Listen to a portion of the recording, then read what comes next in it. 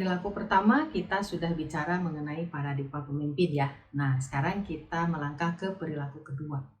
Tujuan dari kita mengenali dan memotivasi tim kita sebenarnya adalah untuk supaya tim kita ini mempunyai tingkat keterlibatan yang tetap tinggi. Paradigma di dalam perilaku dua ini adalah saya melakukan pertemuan motivasi secara rutin untuk memastikan anggota tim terus memiliki tingkat keterlibatan yang tinggi. Tingkat keterlibatan yang paling bawah kita sebut sebagai berontak atau berhenti, di mana orang seperti ini adalah orang yang istilahnya rewel sekali. Dia berhenti itu secara psikologis, dia sudah merasa tidak ingin mengerjakan apapun, tapi dia kerjanya protes melulu ya.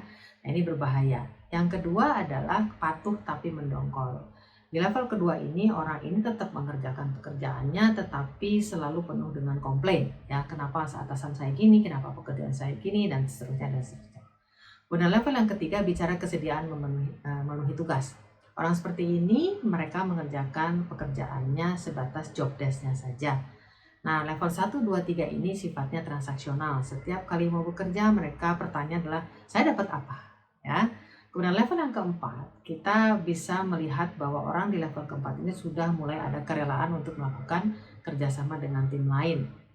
Jadi dia tidak hanya bekerja menyelesaikan job desk, tapi dia juga bersedia untuk membantu temannya. Yang kelima disebut dengan komitmen sepenuh hati. Ini sudah lebih tinggi lagi.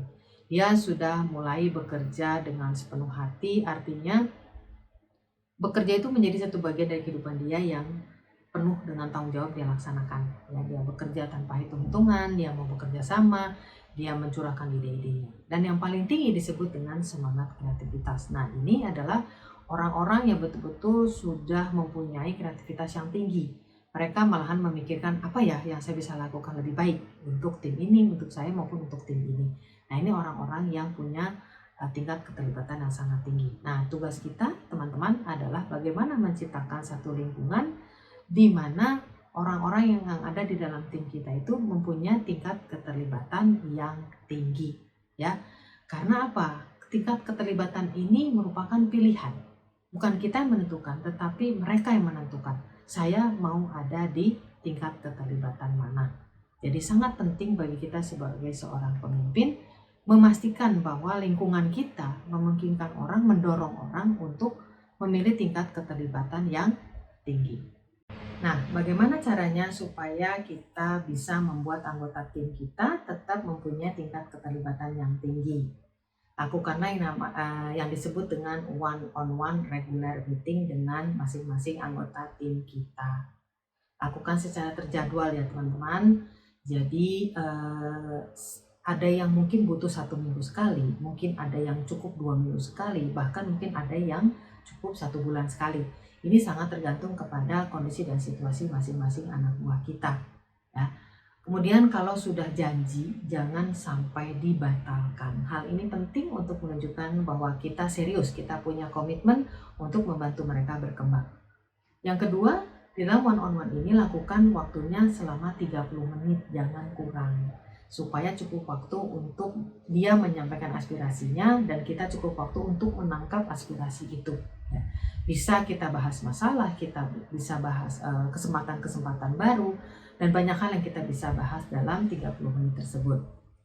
Ingat, di dalam kita melakukan one-on-one meeting, lakukan 20% kita lebih banyak bertanya, 80% kita lebih banyak mendengarkan. Karena merekalah yang harus lebih banyak berbicara. Kemudian yang ketiga, jangan lupa persiapkan dengan baik supaya one-on-one meeting ini lebih terarah dan jelas tujuannya adalah untuk mendapatkan atau melakukan apa.